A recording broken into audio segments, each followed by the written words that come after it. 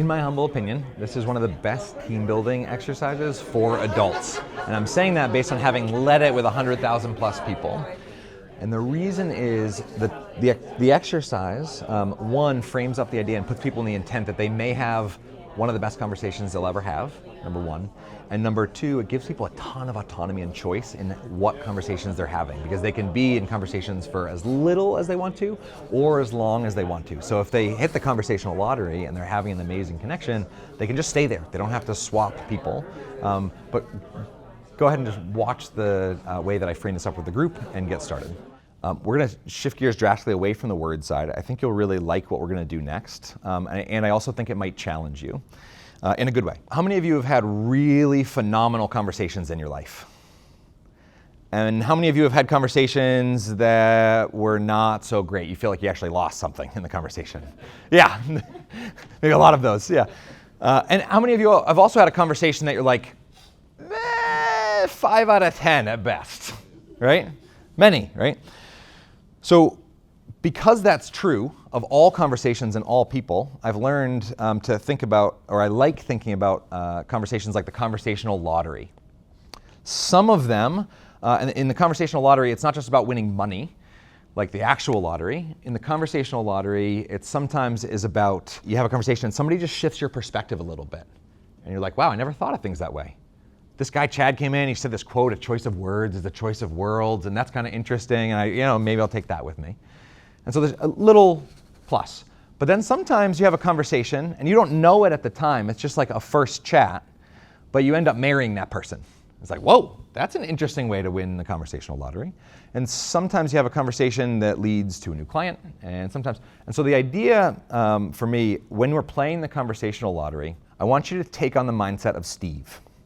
And Steve is a janitor who works in my office building over in Pittsburgh.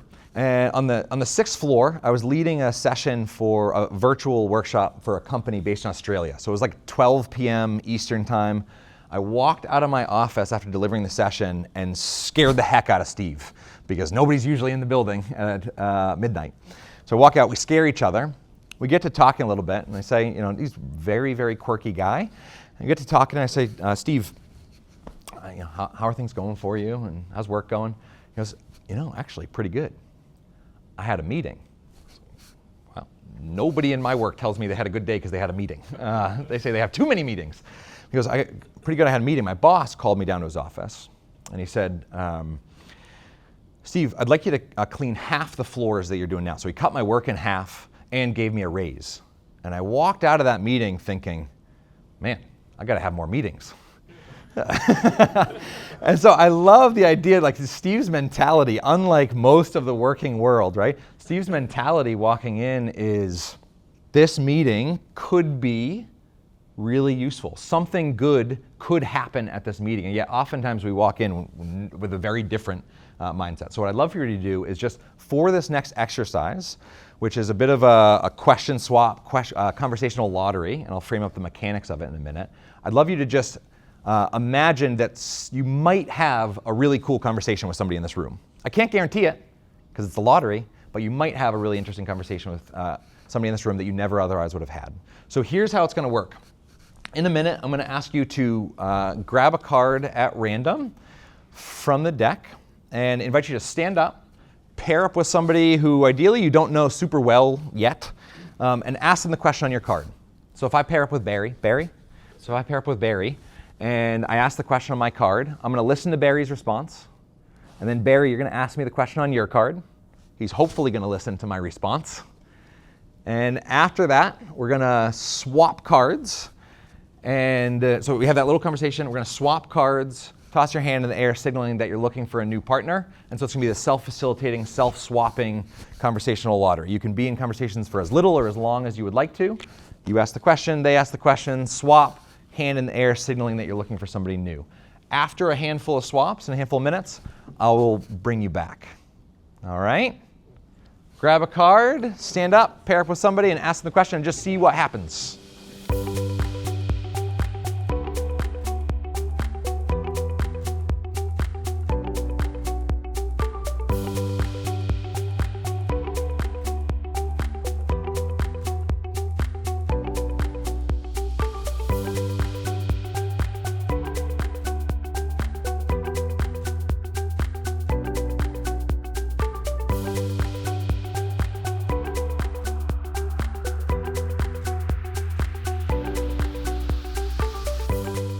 All right, that was a very long 10 seconds. What are you going to do tomorrow?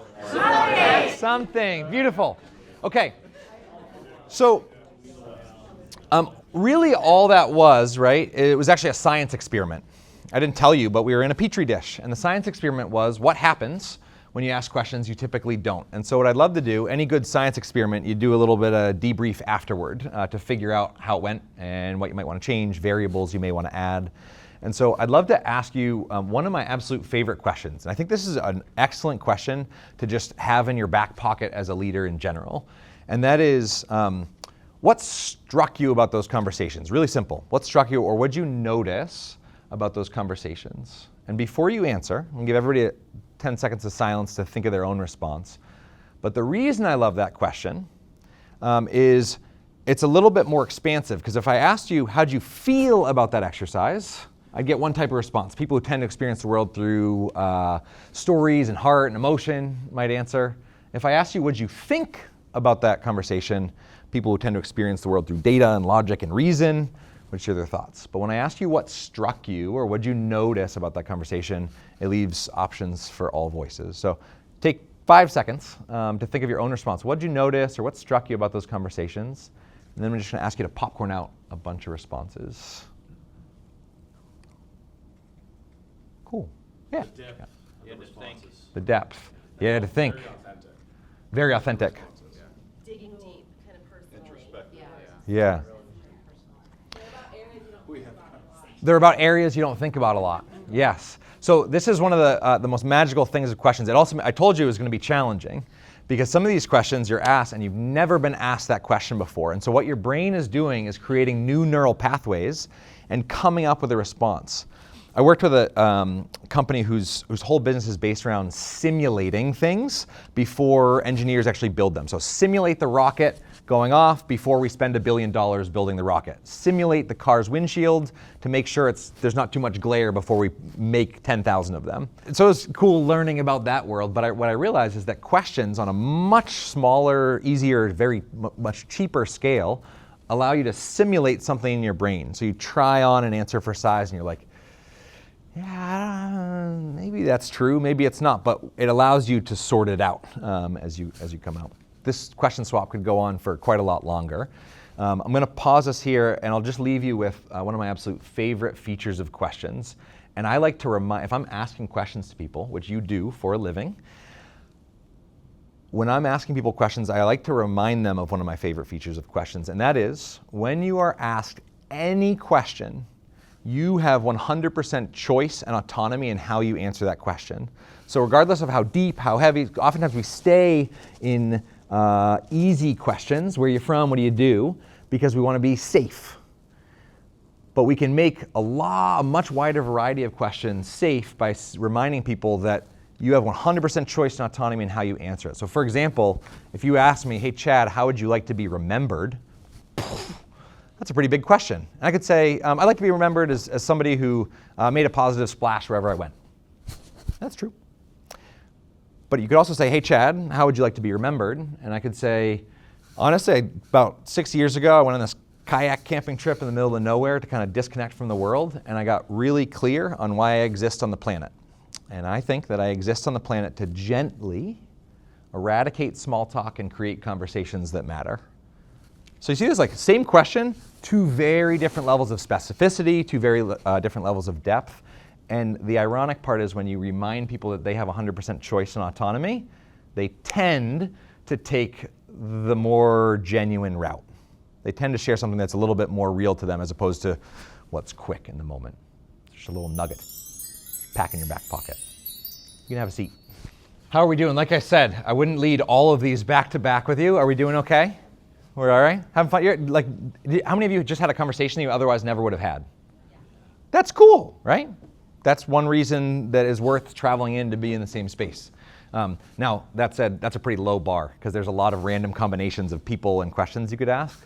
So how many of you are above a 7 out of 10 glad that you had one of those conversations a few minutes ago? Beautiful. That's a little bit of a higher bar. So I would say you all won at least $5 in the conversational lottery, if you will. Congratulations.